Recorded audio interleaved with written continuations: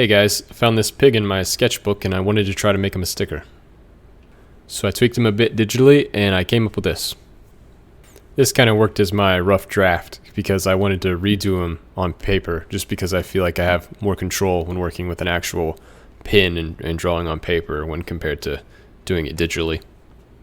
I'm using a Rotring rapidograph pen, 0.1 millimeter. It's something new I've been trying. It's basically the same as a felt tip pen, but it has a metal nib instead.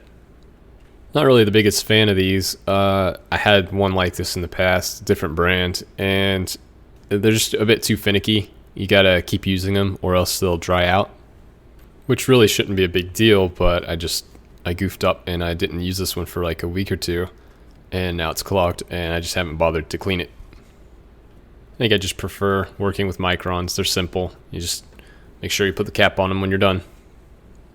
Even though I do seem to go through them pretty quick, I think I draw with a heavy hand, so the smaller microns I can kind of burn through those pretty quick. I was hoping that these metal nibs would be kind of the answer to that, but they come with their own quirks, I guess. So there's not really a whole lot to talk about with this.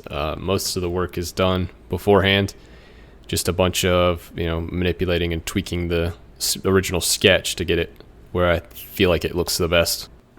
All I really have to do at this point is just fill in the areas that need to be blacked out. This really is the first time I've ever done something like this, as far as designing something or making something into a sticker. It's quite a lot different than just drawing it, It feels more, I guess, like design, I suppose. I got a couple more like this coming up, so if you like this sticker design or whatever you want to call it, I should have a few more videos on my channel. When I transferred this from my sketchbook to my computer, I just took a photo. There's a couple different ways you can do it, but I just ended up doing it the photo way. When doing this, I used Krita, which is a free drawing program, and it didn't seem to know what to do with the dry brush strokes from the original sketch. So it left this kind of glitchy looking edge on the drawing, so whenever I transferred it to paper, I wanted to try and keep that. So for the fills here, I just used a Pentel Feud brush pen, extra fine. Not sure if that's how you say it. I really like the control that you can get with it when using it for this, but unfortunately the ink in the brush pen didn't quite match the ink from the other pen that I was using.